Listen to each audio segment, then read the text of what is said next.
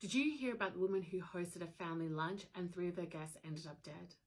This is our main character, Erin Patterson. She's 48. She met Simon Patterson while working at Monash Council in Melbourne in the early 2000s. They were married in 2007. They have 2 children together. Erin's parents passed away quite a while and she inherited quite a bit of wealth, so they're living quite comfortably.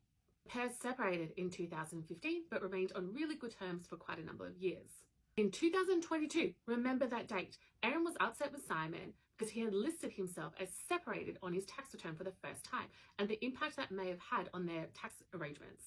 Now, this is Gail Patterson, Simon's mum, she's 70. Don Patterson, Simon's dad, he's also 70 years old. Heather Wilkinson, Simon's auntie. Ian Wilkinson, Simon's uncle. He's also a reverend. So this all starts in June 2023 when Erin hosted a family lunch at her home in Leongatha in Australia. And that includes all these people.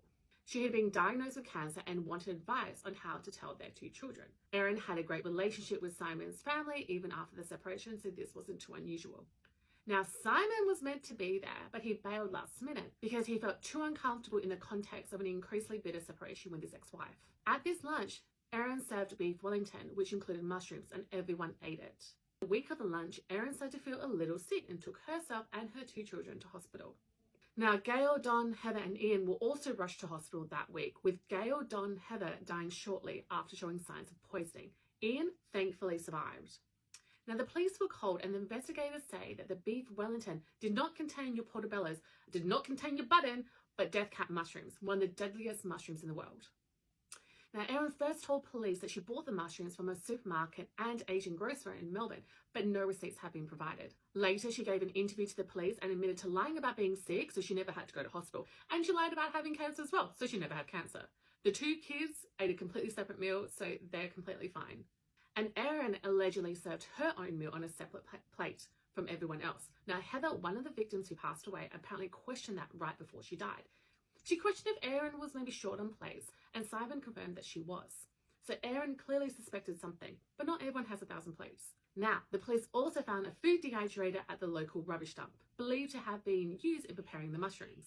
Then things get weirder because a local painter came forward saying that Erin once had a creepy artwork on a wall in her home that he was meant to paint over. This is the creepy artwork.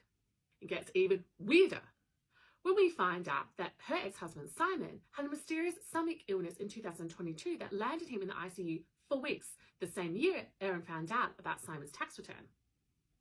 Could be something, could be nothing. Erin has been charged with 3 counts of murder and 5 counts of attempted murder, but 3 charges were dropped just before trial started. Now, Erin has always claimed that she loves Simon's family and this is all a huge mistake and would never harm them. Okay. The trial is expected to last 6 weeks and we're only on day 4, so this is still very early days. Drop in the comments if you think that she's innocent or you think that she's guilty.